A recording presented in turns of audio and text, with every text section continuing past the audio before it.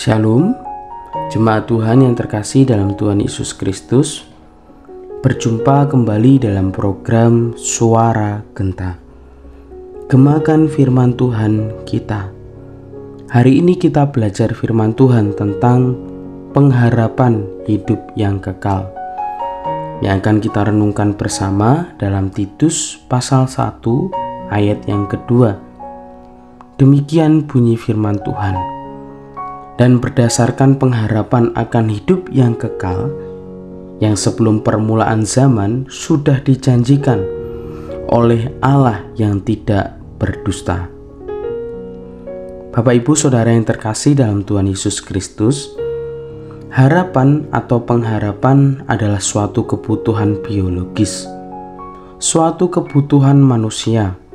Apabila orang tersebut memandang atau memikirkan ke masa depannya, yang maksudnya adalah bahwa setiap manusia yang memandang dan memikirkan jauh ke depan atau masa depannya suatu kelak, berarti manusia tersebut memiliki keinginan atau memiliki suatu harapan. Setiap manusia pasti akan mengalami fase yang dimana ia memiliki pengharapan dan selalu berpengharapan. Nah, bagaimana dengan seorang percaya dalam Yesus? Dalam teks ini disampaikan bahwa Paulus adalah seorang rasul yang ia menekankan dalam suratnya tentang tugas kerasulannya. Dalam tugas kerasulannya tersebut, terkhusus dalam ayat ini, ia menyampaikan bahwa ajaran yang ia sampaikan berdasarkan tentang harapan akan hidup yang kekal. Dan tentu sebagai orang-orang pilihan Allah, pasti mereka akan menerima hidup yang sejati dan hidup yang kekal tersebut. Bahkan Paulus menegaskan dalam surat ini, kalau pengharapan atau harapan akan hidup yang kekal itu dijanjikan oleh Allah sebelum permulaan zaman, dan Allah tidak mungkin ingkar akan janjinya tentang hidup yang kekal ini. Apa artinya? Pengharapan akan hidup yang kekal itu diberikan dan dipercayakan hanya kepada orang-orang pilihan Allah. Oleh sebab itu, sebagai orang-orang pilihan Allah, tentu ketika Rasul Paulus dalam suratnya kepada Titus dan kepada jemaat di Kreta ini, ia menyampaikan tentang kepastian, ia menyampaikan tentang jaminan, ia menyampaikan tentang ketidakberdustaannya Allah dalam menjanjikan hidup yang kekal.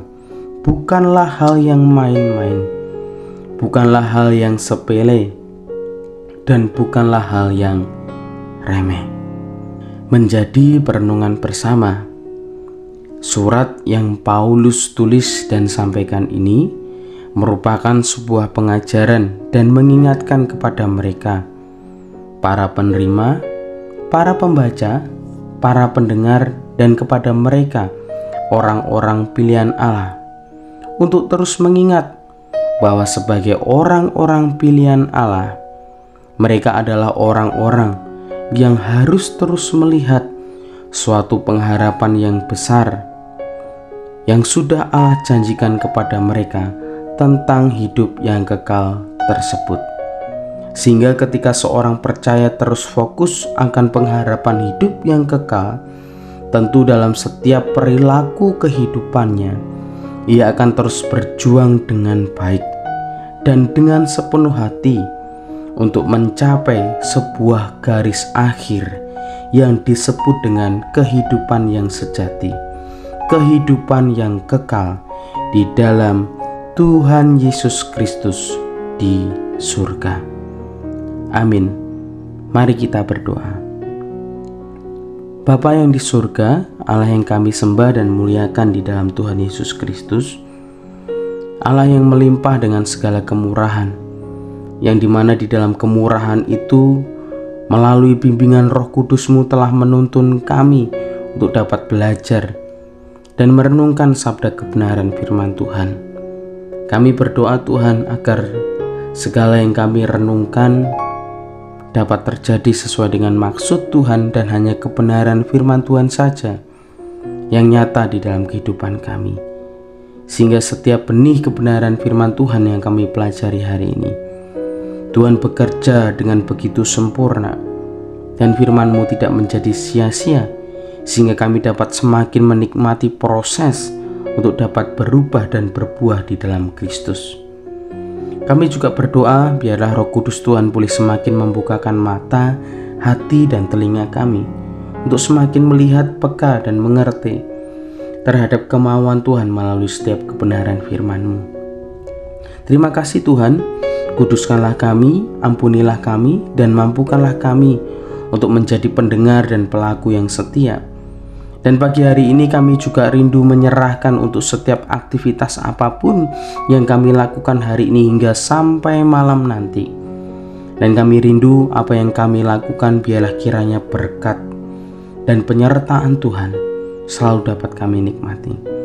Kami juga memohon kepadamu ya Tuhan, berikanlah kepada kami kesehatan, kekuatan, dan sukacita di dalam Yesus.